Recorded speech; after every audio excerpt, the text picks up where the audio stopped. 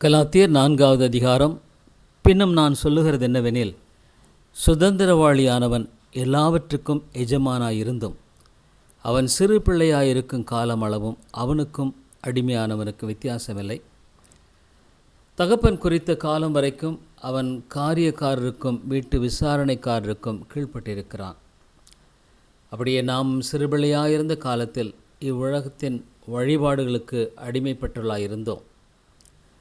நாம் புத்திர சுவிகாரத்தை அடையும்படி நியாயப்பிரமாணத்திற்கு கீழ்ப்பட்டவர்களை மீட்டுக்கொள்ளத்தக்கதாக காலம் நிறைவேறின போது ஸ்திரீனிடத்தில் பிறந்தவரும் நியாயப்பிரமாணத்திற்கு கீழானவருமாகிய தம்முடைய குமாரனை தேவன் அனுப்பினார்.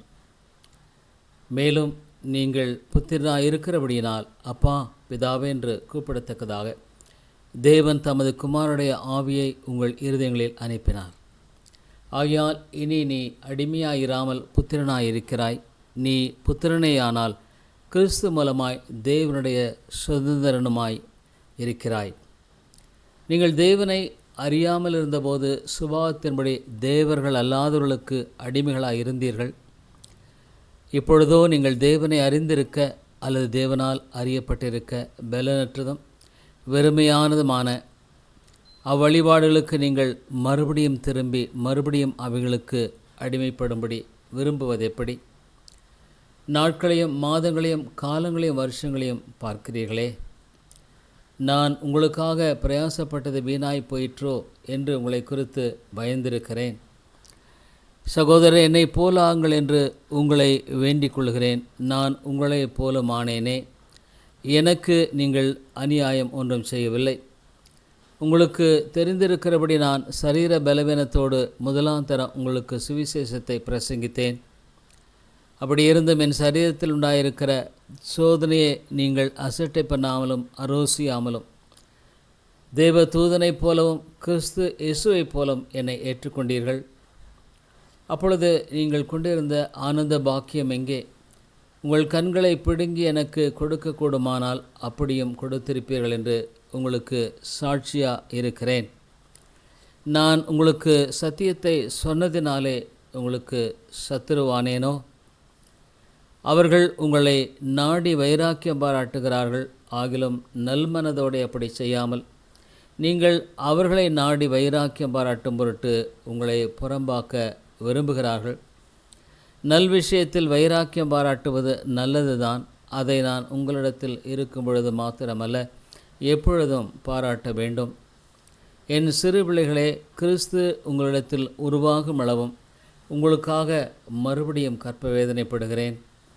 உங்களை குறித்து நான் சந்தேகப்படுகிறபடியால் நான் இப்பொழுது உங்களிடத்தில் வந்திருந்து வேறு வகையாய் பேச விரும்புகிறேன்.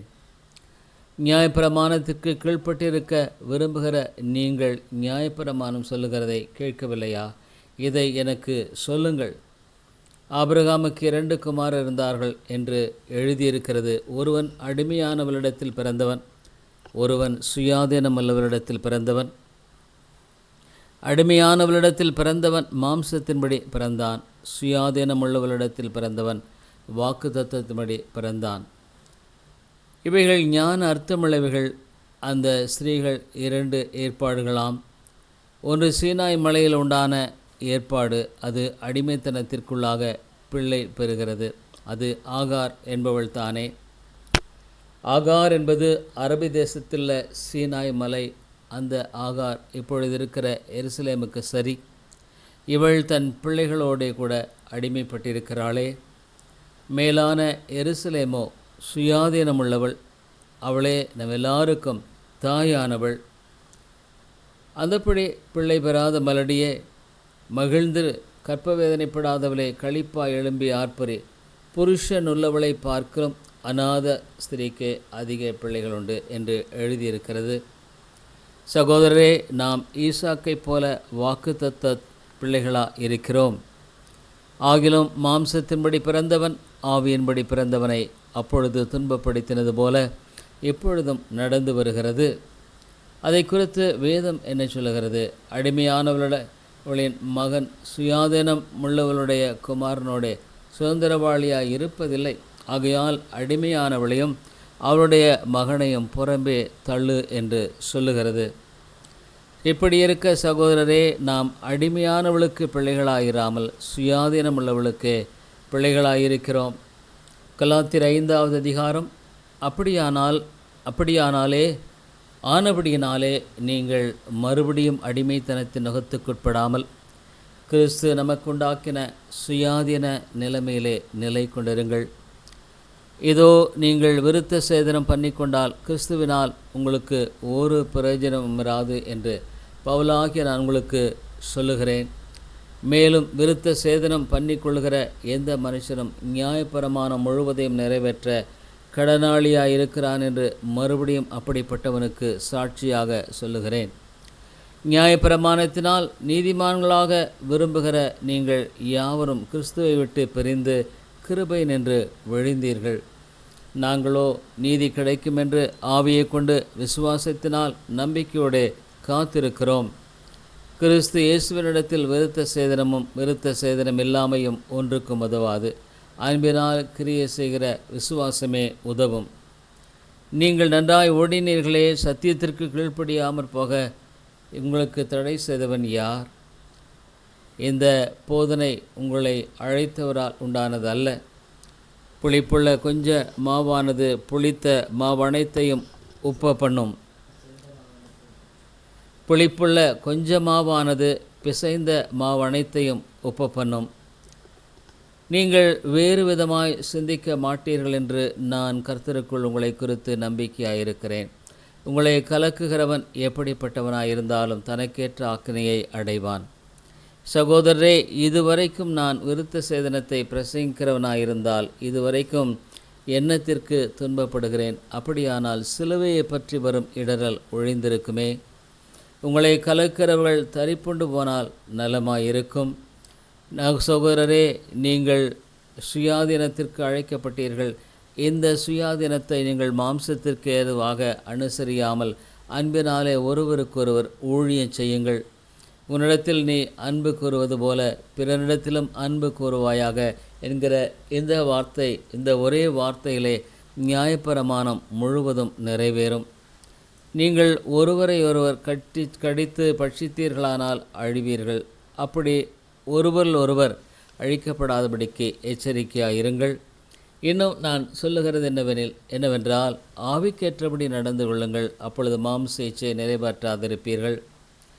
மாம்சம் ஆவிக்கு விரோதமாகவும் ஆவி மாம்சத்துக்கு விரோதமாகவும் இச்சிக்கிறது. நீங்கள் செய்ய வேண்டும் என்றிருக்கிறவைகளை செய்யாதபடிக்கே இவைகள் ஒன்றுக்கொன்று விரோதமாக இருக்கிறது.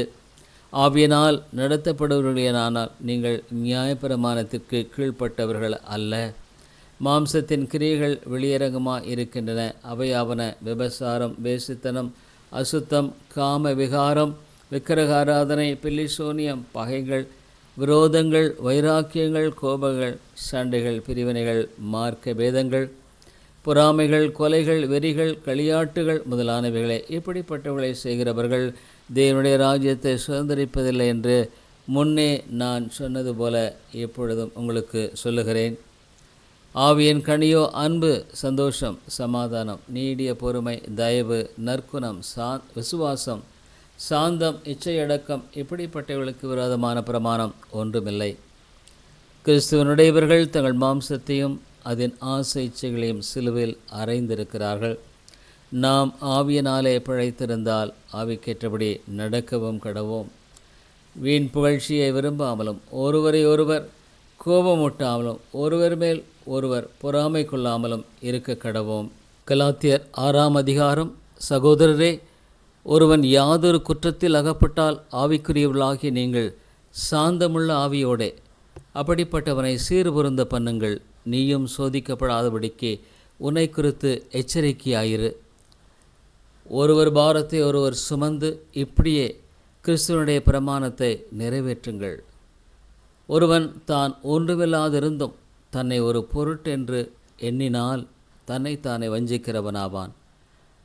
அவனவன் தன் சுய கிரியை சோதித்து பார்க்க கடவன். அப்பொழுது மற்றவனை பார்க்கும்போதல்ல, தன்னையே பார்க்கும்போது மேன்மை பாராட்ட அவனுக்கு இடமுண்டாகும். அவனவன் தன் பாரத்தை சுமப்பானே. மேலும் திருவசனத்தில் உபதேசிக்கப்படுகிறவன் உபதேசிக்கிறவனுக்கு சகல நன்மைகளிலும் பகிர்ந்து கொடுக்க கடவன். மோசம் போகாதிருங்கள், தேவன் தம்மை பரியாசம் பண்ண விட்டார். மனுஷன் எதை விதைக்கிறானோ அதை அறுப்பான். தன் மாம்சத்திற்கென்று விதைக்கிறவன் மாம்சத்தினாலே அழிவை அறுப்பான். ஆவிக்கென்று விதைக்கிறவன் ஆவியினாலே நித்திய ஜீவனை அறுப்பான். நன்மை செய்கிறதில் சோர்ந்து போகாமல் இருப்போமாக. நாம் தளர்ந்து போகாதிருந்தால் ஏற்ற காலத்தில் அறுப்போம். ஆகையால் நமக்கு கிடைக்கும் சமயத்திற்கு தக்கதாக யாவருக்கும், விசேஷமாக விசுவாச குடும்பத்தார்களுக்கும் நன்மை செய்ய கடவோம். என் கையெழுத்தாய் எவ்வளவு எழுதினென்று பாருங்கள். மாம்சத்தின்படி நல் வேஷமாய் காணப்பட விரும்புகிறவர்கள் எவர்களோ அவர்கள் தாங்கள் கிறிஸ்துவனுடைய சிலுவை நிமித்தம் துன்பப்படாதபடிக்கு உங்களை விருத்த சேதனம் பண்ணிக்கொள்ள கட்டாயம் பண்ணுகிறார்கள். விருத்த சேதனம் அடைந்திருக்கிற அவர்களும் நியாயப்பிரமாணத்தை கை கொள்ளாமல் இருக்கிறார்கள். அப்படி இருந்தும் அவர்கள் உங்கள் மாம்சத்தை குறித்து மேன்மை பாராட்டும்படிக்கு நீங்கள் விருத்த சேதனம் பண்ணிக்கொள்ள வேண்டுமென்று விரும்புகிறார்கள். நானோ நம்முடைய கர்த்தராகிய இயேசு கிறிஸ்துவின் சிலுவையை குறித்து இல்லாமல் வேறொன்றையும் குறித்து மேன்மை பாராட்டாதிருப்பானாக. அவரால் உலகம் எனக்கு சிலுவையில் அறையுண்டிருக்கிறது, நானும் உலகத்திற்கு சிலுவையில் அறையுண்டிருக்கிறேன். கிறிஸ்து இயேசுவுக்குள் விருத்த சேதனமும் ஒன்றுமில்லை, விருத்த சேதனம் இல்லாமையும் ஒன்றுமில்லை, புது சிருஷ்டியே காரியம். இந்த பிரமாணத்தின்படி நடந்து வருகிறவர்கள் எவர்களோ அவர்களுக்கும் தேவனுடைய இஸ்ரவேலருக்கும் சமாதானமும் இரக்கமும் உண்டாயிருப்பதாக. இனிமேல் ஒருவனும் எனக்கு வருத்தம் உண்டாக்காதிருப்பானாக.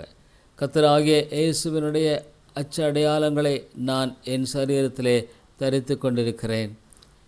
சகோதரரே, நம்முடைய கர்த்தராகிய இயேசு கிறிஸ்துவின் கிருபை உங்கள் ஆவியுடனே கூட இருப்பதாக. ஆமேன்.